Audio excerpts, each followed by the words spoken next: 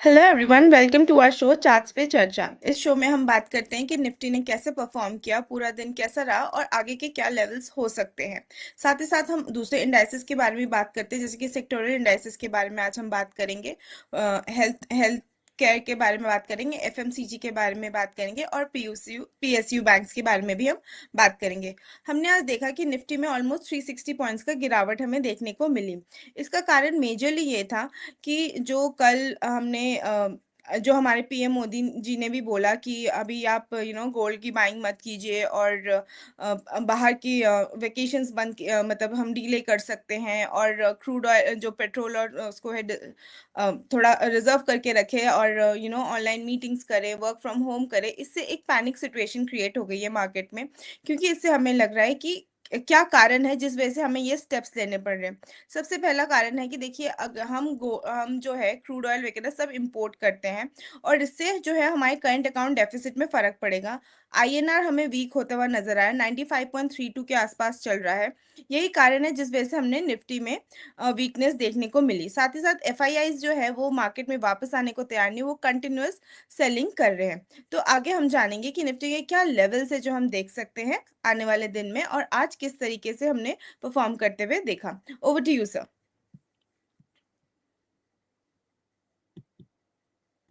So Mike, Mike. Hello everyone. आज market में एक बड़ी गिरावट देखी गई। हालांकि ग्लोबली अगर देखें तो मार्केट में कहीं पर भी इतना पैनिक नहीं दिख रहा था जितना अपने मार्केट में देखा। और जैसे अभी बोला भी कि जिस तरह से कल कमेंट्स आए पीएम मोदी के, और साथ ही साथ आज जो क्रूड ऑयल में जो तेजी बनी है उससे साफ तौर पर अपनी इंडेक्स पर ज़्यादा दबाव देखने को मिला। रुपीस भी लगभग एक ऑल टाइम हाई पर ट्रेड करते हुए देखे जा रहे हैं। तो मार्केट अब नेक्स्ट डे कैसा रह सकता है वो हम एक बार टेक्निकल चार्ट पर एनालाइज करते हैं कि कौन से लेवल इम्पोर्टेंट है, क्योंकि वहीं से हमें इम्पोर्टेंट क्लू मिल सकते हैं। सबसे पहले हम निफ्टी पर बात करते हैं।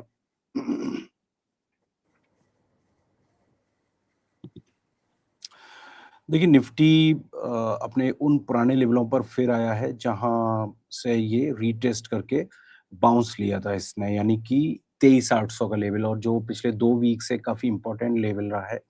आज हालांकि प्राइस 23,000 से 800 से नीचे फिसले भी थे, लेकिन प्राइस उस लेवल पर टिक नहीं पाया। वहीं से फिर एक बाउंस देखने को मिली है। अ,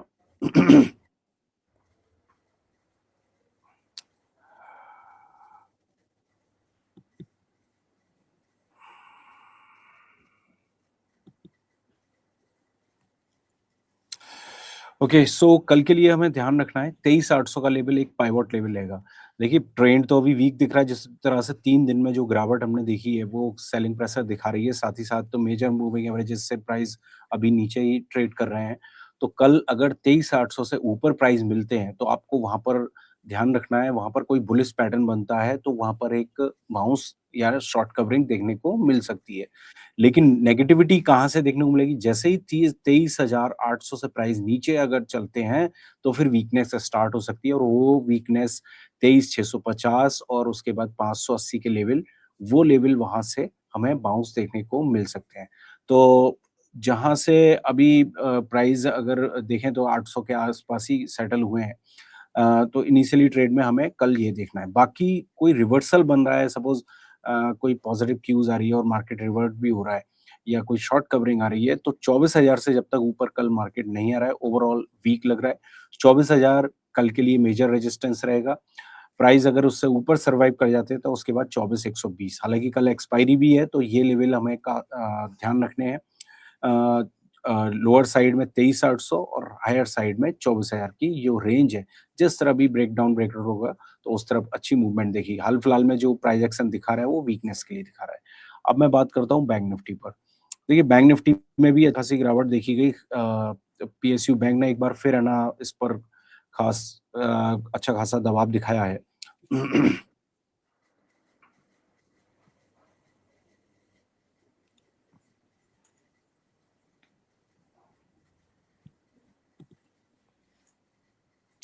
सो लोअर साइड में अगर देखेंगे तो बैंक निफ्टी में है 54,000 अ, 200 का लेवल। अगर हम लास्ट वीक की बात करें 54,221 के लेवल से बाउंस देखने को मिला था।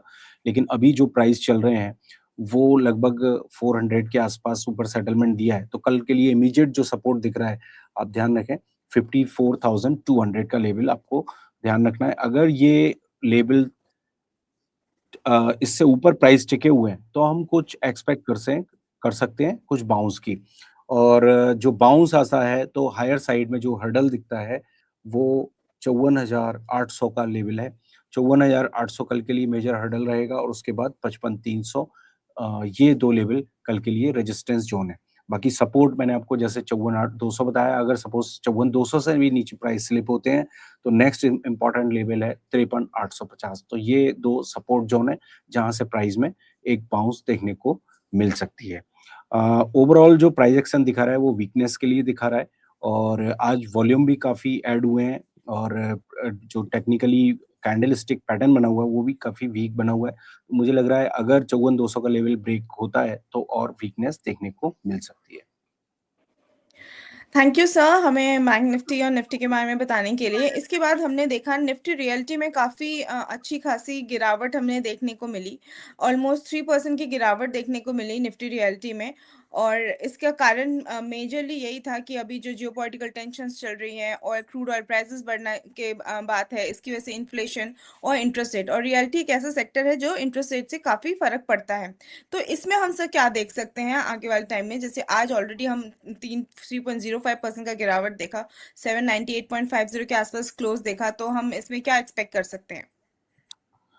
देखिए रियलिटी इंडेक्स जो काफ़ी वीक था इस साल की शुरुआत से, लेकिन जैसे-जैसे मार्केट में थोड़ा रिवाइवल दिखा तो सबसे ज़्यादा आउट परफ़ॉर्म भी इसी ने किया था। लेकिन हाल ही में आज जो गिरावट देखी गई है, अगर हम 2 दिन पहले जब तक जाते हैं, तो ये सब कुछ बेटर लग रहा था रियलिटी इंडेक्स में। लेकिन कल जैसे कि जो नेगेटिविटी जो कमेंट्स आए हैं, तो उसका भी एक इम्पैक्ट दिख रहा है। तो हाल-फिलहाल में जैसे रुपीज़ में भी काफ़ी वीकनेस देखी जा रही है, तो उसका इम्पैक्ट सीधा-सा यहाँ पर भी दिख रहा है। और रियलिटी अगर सपोज़ आगे चल के कभी भी इंटरेस्ट रेट पर अगर कुछ न्यूज़ आती है जो स्टांस है उसमें चेंज होता है, अगर ईज़िंग का स्टांस जो चेंज होता है, तो उससे भी रियलिटी में दबाव दिखेगा। तो ये तो ख़ैर एक अलग बात रही, लेकिन टेक्निकली अगर हम देखें, तो प्राइस अभी जो आज क्लोज़ हुए हैं, वो लगभग 100 डीएमए के ऊपर जाके सेटलमेंट दिया है और मुझे लग रहा है अगर कल प्राइस फिसलते हैं 790 से नीचे जो कि 21 डीएमए का लेवल है, तो और गिरावट देखने को मिल सकती है। हालिया में हमने रिकवरी भी काफ़ी अच्छी देखी, अगर लोअर साइड से देखें काफ़ी अच्छा बाउंस देखने को मिला था। लेकिन जो गिरावट आ रही है ये एक तरह से अभी प्रॉफिट टेकिंग को काउंट कर सकते हैं। ये एक तरह से प्रॉफिट टेकिंग हो रही है। मेजर जो ट्रिगर अगर आपको देखना है, तो कम से कम इसको 775 का जो लेवल है, वो जब तक ब्रीच नहीं हो रहा है, उसमें हम एक्सपेक्ट करते हैं कि जो ये गिरावट आ रही है, वहाँ से फिर बाउंस देखने को मिलेगा। लेकिन 775 से अगर नीचे प्राइस टिक गए, तो फिर मुझे लगता है और वीकनेस देखने को मिलेगी। निफ्टी रियल्टी के बाद हम बात करते हैं एफएमसीजी में। एफएमसीजी में भी आज काफ़ी गिरावट, थोड़ी सी मार्जिनल गेन दिखा हमें, 0.08% का खाली गेन दिखा। और मेजरली हमने टाटा कंज्यूमर प्रोडक्ट, अगर हम स्टॉक के बारे में बात करें, ऑलमोस्ट 2 इयर्स हाई के आसपास आज ट्रेड होता हुआ नजर आया। तो हम इस स्टॉक के बारे में और इस इंडाइसेस के बारे में आप हमें क्या जानकारी देना चाहेंगे सर? देखिए एफएमसीजी अगर देखें तो फ्राइडे को भी एक थिन रेंज में ट्रेड करता रहा लेकिन पॉजिटिव सेटल दिया है। आज भी लगभग एक थिन रेंज में ट्रेड करता रहा और पॉजिटिव सेटलमेंट दिया है और अगर हम टेक्निकली देख रहे हैं तो लगातार 100 डीएमए से बार-बार सपोर्ट लेके हायर साइड में सेटल हो रहा है। तो स्ट्रेंथ बनी हुई है अभी इसमें और मुझे लग रहा है इसको कंसीडर करना चाहिए क्योंकि जिस तरह से वॉल्यूम अभी ऐड हो रहे हैं और प्राइस में जो मेजर इंडेक्स है वो गिर रहा है लेकिन एफएमसीजी इंडेक्स उसको आउट परफॉर्म कर रहा है, गिर नहीं रहा है बल्कि पॉजिटिव सेटलमेंट दे रहा है। तो मुझे लग रहा है इस काउंटर को अभी कंसीडर करना चाहिए पॉजिटिव मोमेंटम के लिए। और अगर स्टॉक की बात करूँ जैसे कि टाटा कंज्यूमर ने आज जो बाउंस लिया है, वो बहुत ही अच्छा लिया है और ब्रेकआउट कहेंगे बल्कि अगर आप देखेंगे तो पिछले 10-12 दिन का जो कंसोलिडेशन था, यहाँ पर ब्रीच होते हुए दिखा है और आप देख सकते हैं चार्ट में भी वॉल्यूम भी काफ़ी ऐड हुए हैं और बुलिश पैटर्न के साथ मार्केट ने सेटलमेंट दिया है। तो मुझे लग रहा है इसमें अपॉर्च्युनिटी है, डिप्स अगर आ रही है तो इसमें अपॉर्च्युनिटी देखें। ओवरऑल स्ट्रक्चर पॉजिटिव दिख रहा है और जल्दी ये ऑल टाइम हाई मुझे लगता है हाई भी ब्रीच हुआ है अभी आज ही, तो मुझे लग रहा है बाय ऑन डिप का व्यू रख सकते हैं मतलब इसमें अपॉर्च्युनिटी बन सकती है डिप्स में। ओवरऑल पैटर्न पॉजिटिव लग रहा है लेकिन रिस्क फैक्टर हमें ध्यान रखना है। प्राइस जब तक 1200 से ऊपर टिके हुए हैं, डिप्स में बाइंग अपॉर्च्युनिटी बनती रहेगी और हायर साइड में जो हर्डल दिख रहा है वो 1400 का है। वहाँ से अगर ऊपर प्राइस टिक जाते हैं तो फिर और तेज़ी देखने को मिलेगी। Okay sir, thank you. FMCG के बाद से हमने निफ्टी बैंक की तो बात करी थी कि जिसमें हमने आज गिरावट देखी इतनी अच्छी खासी। तो हम पीएसयू बैंक्स में हम क्या देख रहे हैं? पीएसयू बैंक्स भी आज डिप्स ही दिखे हैं उसमें भी। तो उसमें हम क्या देख सकते हैं आगे के टाइम में? देखिए, पीएसयू बैंक ने हालिया में एक रिकवरी दिखाई थी, लेकिन प्राइस जो पीएसयू बैंक है, तो वो सस्टेन नहीं हो पा रहा है और दबाव भी अच्छा खासा देखा जा रहा है। और जो अगर मैं खाली इंडेक्स की बात करूँ, तो देखिए लास्ट टाइम जब अप्रैल की स्टार्ट में जो रिकवरी दिखी थी, वो हमें 200 डीएमआ से सपोर्ट लेके प्राइस में रिकवरी आई थी और आज जो प्राइस सेटलमेंट दिया है, वो लगभग 200 डीएमआ के आसपास ही सेटलमेंट दिया है। प्राइस अगर स्ट्रक्चर जो कि जो प्रीवियस अप्रैल में लो लगे थे 7850 के अगर वो ब्रीच होते हैं तो फिर और वीकनेस स्टार्ट हो सकती है जो नई डाउन स्विंग को इनिशिएट करेगी। तो मुझे लग रहा है 7850 अब देखने वाला लेवल है। प्राइस ओवरऑल वीक लग रहे हैं। अभी मुझे लगता है इसमें बाइंग के लिए या फिर पॉजिटिव मूव के लिए अभी अवॉइड करें। मुझे 7850 का जो लेवल है वो पहले देखें। अगर प्राइस उससे नीचे नहीं जा रहे हैं और कोई भी आगे चल के कोई बुलिश रिवर्सल बन रहा है तो वहाँ पर कुछ आप एक्सपेक्ट कर सकते हैं अपसाइड के लिए, अदरवाइज़ हाल-फिलहाल के लिए मुझे लग रहा है अभी इस काउंटर को अभी अवॉइड करें।